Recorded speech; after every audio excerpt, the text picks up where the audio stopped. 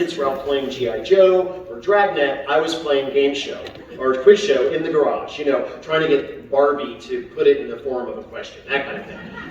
So later, I had an opportunity to pitch a culinary quiz show. It was 1998.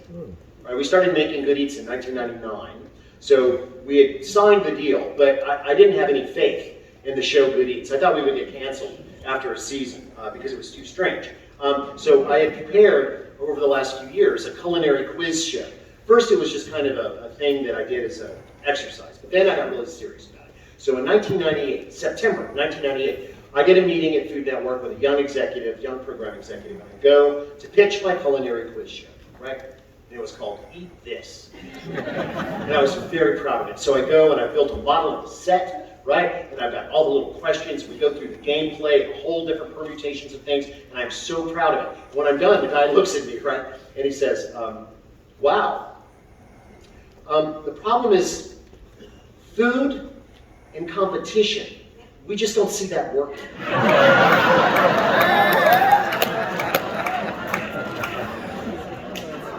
But that's okay, because I'm going to fix this particular situation right now, because we're going to play Eat This right here and now.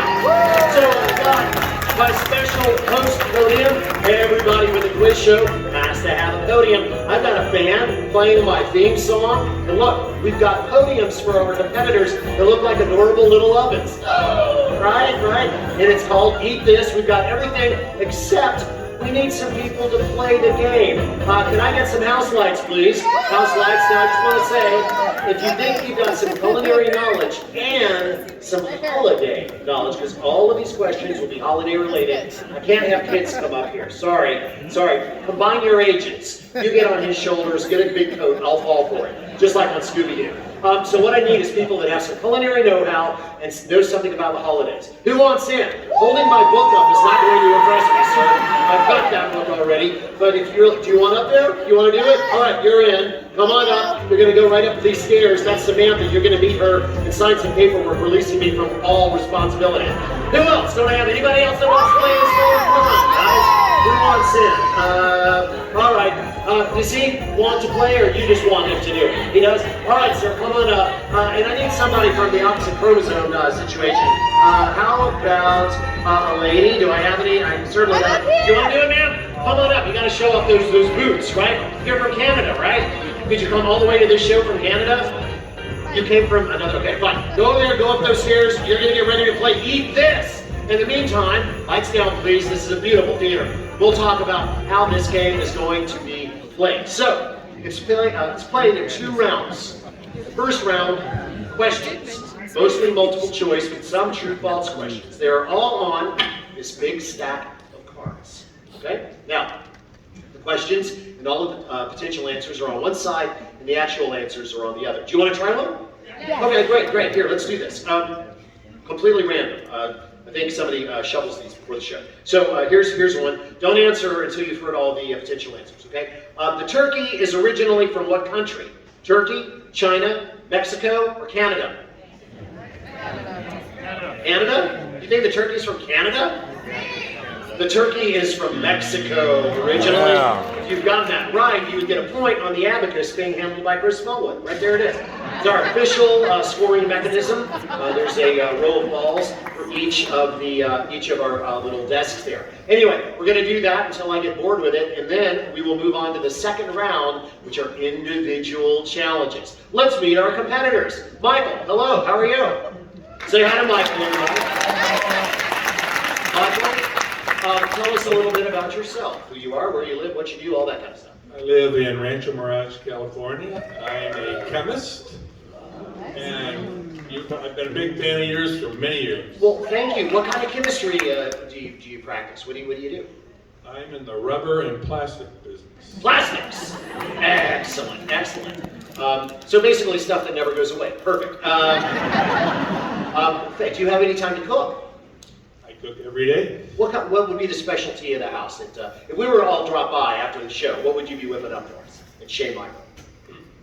I've been working on chicken noodle casserole for over 20 years. Does that mean you just really like it, or We you have don't? people in the audience who've actually had my chicken noodle casserole. Really? I think over a 20-year period, everyone here could have had that. You say you keep trying. Do you not feel that you've been victorious over the casserole, or? It requires a bit of technique, yeah. Like what? I mean, you're a chemist. You got to be able to tell me, right? Is it a starch issue? Is it a noodle issue? Is it a flavor issue? Is it a texture issue? It's all about having the right ingredients blended together at the right time, baked to a perfection with a nice panko crust topping. Wow. The panko play is strong. I'm more of a crumbled Ritz cracker guy, but I'll go there. I'll go there with you. I used to work for Keebler. I see. So you can't even own legal Ritz crackers. They make graham crackers. They make graham crackers? I thought that was Nabisco. That's Nabisco. What are you trying to pull here, mister? No? All right, fine. We'll get into that later. David, tell us about you. Here's some friends of my wife. We've got 2 little girls out of Ukaipa, just about an hour west of here. Excellent. What do you do?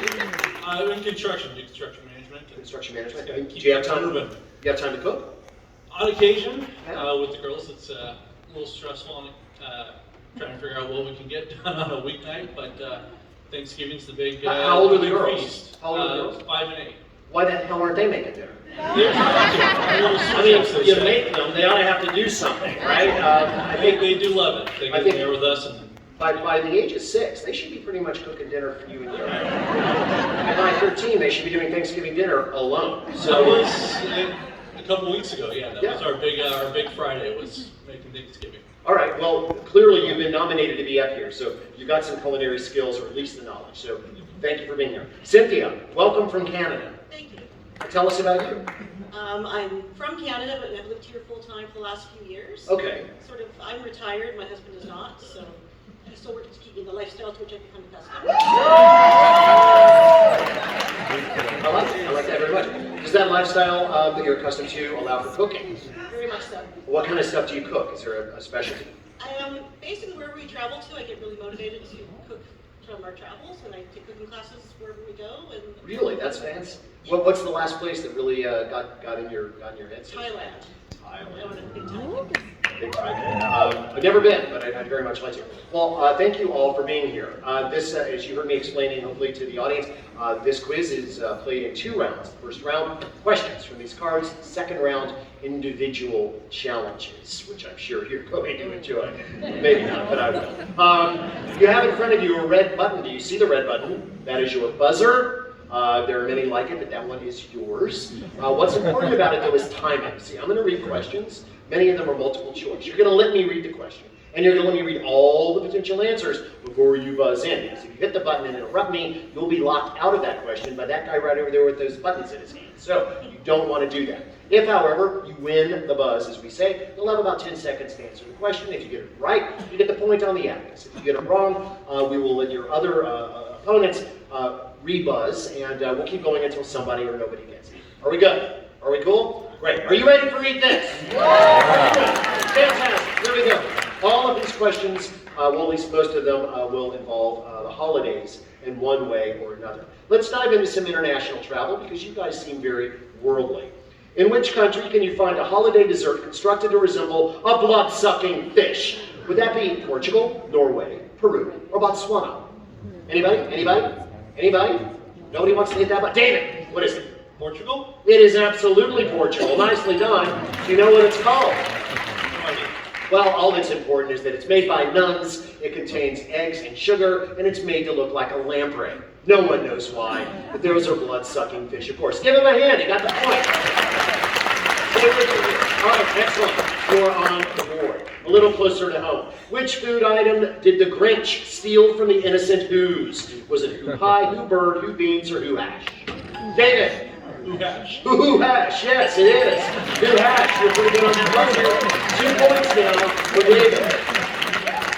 All right, here's a question from the internet, or rather data from the internet. According to the internet, which is never wrong, which is the most popular dish consumed at Christmas dinner? Would it be turkey, stuffing, roast potatoes, or green beans? Michael? Stuffing. Incorrect, sir, although I certainly like it. Cynthia or Dick? Cynthia? Potatoes. Yes, roast potatoes is right, and you are on the abacus with a point. Nicely done. You are stingy with the clapping. Thank you. Now, to home bakery. What cereal is dyed green and used to make wreath cookies during the holidays? Would it be Cheerios, Corn Flakes, Rice Krispies, or Cap'n Crunch? David? Cornflakes? It is not Corn Flakes. Michael or Cynthia? Michael? Rice Krispies. It is not Rice Krispies. Oh, wait a second. What did you say? What was your answer? Cornflakes? Oh, hell, I was wrong. Yes, it's Corn Flakes. I'm sorry. Yeah, I was thinking about, I wandered off for a second. I'm sorry. Sorry, Michael, you're not penalized for that in any way, because that was my mistake. Cornflakes, David, nicely done. Which American fast food franchise has an incredible, this is why I didn't get Alec for next job. Stuff like that. Which American fast food franchise has an incredibly popular Christmas dinner on the menu in Japan? Would that be McDonald's, Denny's, KFC, or Pizza Hut? I don't understand what you're saying. Which American, read off the damn card, lady. Which American fast food franchise has incredibly popular Christmas dinner on the menu in Japan? Would it be McDonald's, Denny's, KFC, or Pizza Hut? David, what is it? KFC? It is KFC. KFC for the point. I'm going to come closer so Cynthia can hear me better. Cynthia. David, Michael, are you hearing me okay? No, you can't hear me either. You can. You're messing with my head. Cranberries are also known by the nickname bogberries, bounceberries, puckerberries, or ground berries. Cynthia. Blackberries. No. Oh. But you heard me. I'm glad for that. David or Michael, buzz in if you want it. Michael. I'll say puckerberries. They are not puckerberries. David, you got a 50-50 chance. What is it? Groundberries. No. The answer I was looking for was bounceberries. Apparently being closer doesn't do me any good at all. All right. Bounceberries, because cranberries contain air, and they will bounce downstairs when they're graded, and the ones that bounce the most are the ones that are deemed to have the highest quality. So, here we go. In medieval Europe, what bird was often featured on the holiday table? Would that be the peacock, the guinea hen, the pheasant, or the pigeon? Peacock. Cynthia. It was not the pheasant. Peacock. David or Michael? Michael. Peacock. Guinea hen. It was not the guinea hen. David, here it is. Peacock. Peacock? It is a peacock. So all you have to do to win this game is wait for others to not win this game. Of course, Cynthia, I'm realizing now that of course you didn't hear me. I'm not speaking Canadian. I am so sorry. I'll be careful to do something about that. The tradition of building a gingerbread house originated in what country? Would it be Switzerland, Poland, Germany, or Austria? Michael. Austria. No, sir. David. Switzerland. Switzerland. No, sir. Cynthia, want to give it a try? Germany. It was absolutely Germany. Cynthia takes it. Nicely done. So we're still trying to get Michael on board here. This is going to be the last question in this round. Artificial vanilla used to be made from the anal gland secretions of what animal? Is it the muskrat, the guinea pig, the beaver, or the marmot? David? Beaver. How do you know that? What is wrong with you? What kind of monster knows that kind of thing? All right, I cannot allow Michael to not have a point, so I'm going to find something just for a chemist. All right, this is going to be the last question. It's not holiday related, but I'm trying to work with you here. You're about to whip egg whites for a souffle. You watch a lot of Good Eats, so you add a pinch of baking powder, baking soda, cream of tartar, or kosher salt. Cream of tartar. Cynthia. No, she beat you on that one. Cream of tartar. It is absolutely cream of tartar. The acid, of course, helps to open up the protein bonds. All right, well, let's see if I can find one more. Anything got plastic in here? Maybe I got some with plastic. Yeah, let me see. Plastic or rubber? Plastic or rubber? No. All right. This is chemistry related. This has got to be the last one because this show can't go 5 hours. All right. Your recipe says to saute over high heat. You've watched plenty of good eats, so you reach for the toasted sesame oil, the walnut oil, the light olive oil, or the butter. Cynthia? Walnut oil. You do not reach for the walnut oil. Michael? A.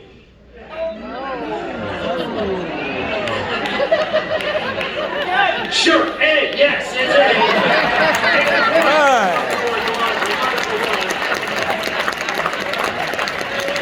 And now we move to the second round, the individual challenges, which are as follows. This little number that we call Pin the Primal. Pin the Primal. Then we've got something we call Sniff and Sort. Last but by no means least, Pantry Raid, rolling into view right now. I will explain the rules for each one of these challenges. If you get Sniff and Sort, you will face a very good eats-like milieu, as it were, the cabinet can. You will find in the cabinet on one side of the door canisters, color-coded. You will remove them one at a time. You will open them. Inside you will find a sachet of a holiday-related herb or spice. You will smell it. You will identify it and then place the canister underneath its correct name on the opposite door. It's magnetized. Anyway, you will have 60 seconds to accomplish this feat. You'll get a point for each correct placement. If you get Pin the Primal, obviously we have the layout of a steer here. We've added a red nose for the holiday, so it's a red steer. We have the 8 different subprimal areas and a bunch of magnets with the names of various cuts and photograph drawings of those cuts. All you have to do is put them in the right place. You'll have 60 seconds, and you'll get a point for each correct placement. If you get Pantry Raid, you're going to take a basket and go shopping for the ingredients required to make one of my most popular and famous holiday recipes. It's been around since 1999. It's been in multiple books and magazines, and you should know it by heart. But I'm not going to tell you what the name of the recipe is until right before you start shopping. So, the person with the high score gets to choose first. Who would that be? David. David. You get to pick first. Which of these individual challenges will you take? I'll take Sniff and Sort. You will take the Sniff and Sort.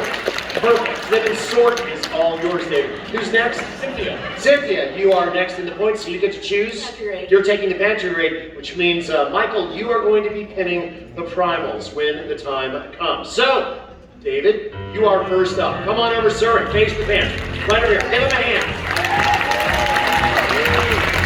Excellent. So, all you have to do is open the canisters, smell them, close the canisters, and put them underneath the correct name. If you want to pass on one, just set it on the bottom of the cabinet, come back to it later. You can move things around all you want. You can do anything you want. You take your pants off, as far as I'm concerned. But at the end of 60 seconds, these doors close and canisters need to be underneath their names. Are you ready? Are you going to give him some support? Right. Set. Start sniffing, David. Start sniffing. And he's off, ladies and gentlemen. A little clapping throughout would not be a bad idea. Take your time. Smell wisely. 10 seconds gone. If you're uncertain, just put it on the bottom there and work it out later. You got plenty of time. 20 seconds gone. 40 seconds remaining, David.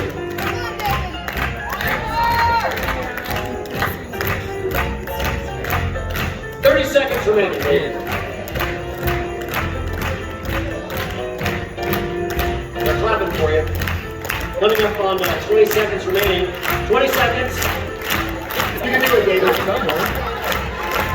15 seconds.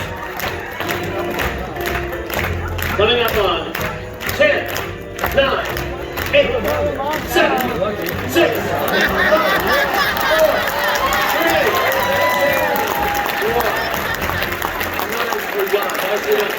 Head on over back to your normal little oven, and we'll open this up, and I will turn this so you can see what we're talking about. David, just in case you ever encounter this kind of situation again on any show, always remember, there's a color-coded guide right up on top. Every show is the same in that regard. So, let's see how you did. I'm just going to move these around because I know you put them on top of the names like I told you not to. So let's see how we did. Starting with the lavender. Lavender, no, you put that down as ginger, so that one's not correct. You put the allspice under the cardamom, so that one's not correct. Cloves, Correct, 1 point. Thyme, no, that's rosemary. You said the lavender was the sage, so that's not right. The allspice was actually the cardamom, so that's not right. Rosemary, that's actually the thyme. Sage, that's actually cardamom. And let's see, nutmeg, correct! 2 points, David. I think we should probably spend a little bit more time sniffing around in the pantry. But 2 points might be just enough given the points you already have. Give him a hand. And now we're going to go to Cynthia. Cynthia, meet me right downstage here. We're going to do some shopping. Your boots, they burn.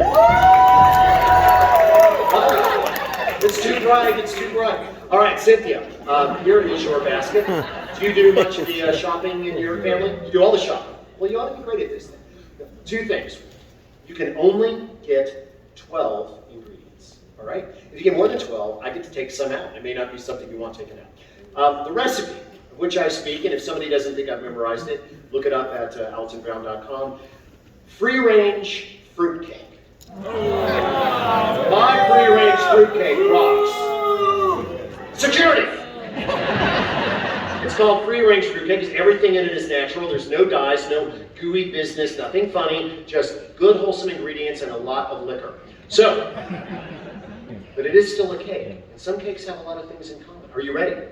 All right, so ready, set, shop! Go to work! And the clock is running. Give her a hand, everybody. This is Artist Think it through. There's only 12. Only 12 there. 10 seconds already gone. 15 seconds gone.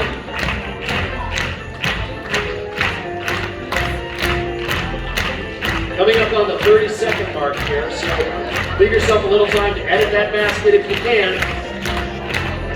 30 seconds. Go, Cynthia, go.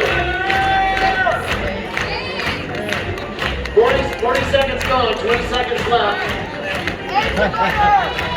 15 seconds remaining, Cynthia. Big cake. 10 seconds. 9, 8, 7, 6, 5, 4, 3, 2, 1. Time's up. Give her a hand, everybody. Cole, over here on camera, who's a very nice person, was desperately trying to show you the eggs, which were huge on the big screen while you ignored them totally. All right, go back over to your adorable little oven and we will review. How do you think she did? Well, let's see. Shortening. No shortening. Kosher salt. Always. Points for kosher salt. Smoked almonds. No, not in this recipe, Cynthia. You're thinking of somebody else. Evaporated milk. No. No. Bourbon. Yeah. Unfortunately, no. But make the recipe better. My recipe calls for rum and brandy, which makes things better, all right? Besides, it's based on an English recipe, so there's actually no bourbon, because I drank it all while I was making the cake. Mangoes. What kind of monster do you think I am? No. Figs. No. Cashews. What is this, a cocktail party? No. All-purpose flour. Yes! Point! Sour cream. Clearly in Canada, you make things quite different. Walnuts. No. Pecans are in my recipe. Well, that's because there's only 12 containers of them. How about, didn't you already do some figs? We already had figs. More figs! And yet they're still not in this recipe, strangely enough. Brandy! Yes! Yes! And lots of it. So that's 1, 2, 3 points for Cynthia. Give her a hand, everybody. Sour cream and canned milk. Cream out of that. All right, last but by no least, Michael, meet me downstage, and we're going to play around with this here meat map. Give him a hand, everybody. Come on. Work with me. All right. Fine. Let me just ask you this. Are you a vegetarian? No. Excellent. That's good news. What is your favorite animal to consume? It would be a cow? All right, good, because that's what you got. Now, as you can see, these little magnets have little red tabs on them to make them easy to pull off. That'll keep you from doing this, which would be good. We've got 1, 2, 3, 4, 5, 6, 7, 8 subprimal areas. All I ask is that you don't try to do that. That kind of thing will just upset me. I'm fragile right now. It's the holidays. The other thing I'm going to tell you is that one of these areas gets 3 of the magnets. 3. Okay? Does that help you at all? No. Okay, fine. Let me just, okay, I'll help you a little bit more. The 3 that go in one are all steaks. Does that help? By the way, you don't saute with wall, by the way. I'll lose the light on. I like your jacket. Are you ready? Are you going to give him some backup? Yes. All right, Michael, next set. Go to town. Bend those primals. Bend those primals. Just pull the red tab, like I said. Yeah, there you go. You can move things around all you want, by the way. Edit all you like. You've got plenty of time. They're clapping for you. You're going to crowd favorite, clearly. The chemist is at the board. 20 seconds gone, 40 remaining. The red tab, again, is the... There you go. Coming up on 30 seconds after your time is gone, as of right now, 30 seconds remaining. Coming up on 35 seconds gone.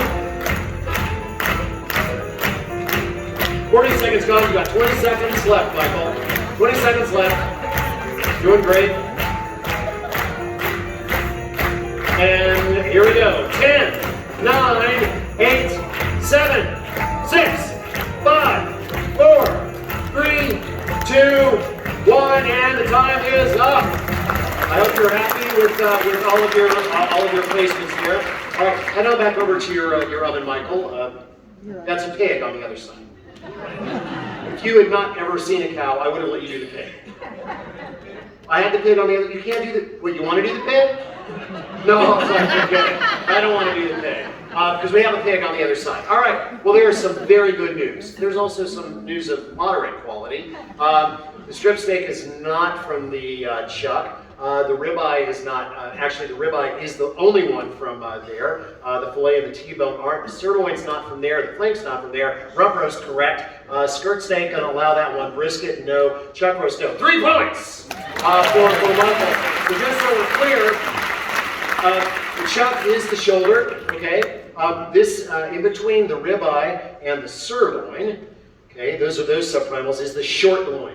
This is the most expensive part of the animal and gets not only the fillet, but of course if you put the fillet and the strip next together with a bone, you get the T-bone. So those were the 3. And the flank steak, I would have accepted either of these positions. Brisket, of course, from the front arm. Give him a hand though, everybody. And now it's time for prizes. Honey, this. Fantastic. Who is our last place winner? Michael. Michael, you may be the last place winner, but you're walking out of here with a fantastic looking goth ribbon. It's black. Thank you so much for playing. In the second position, Cynthia, number 2, she gets a trophy. And that's the second place trophy.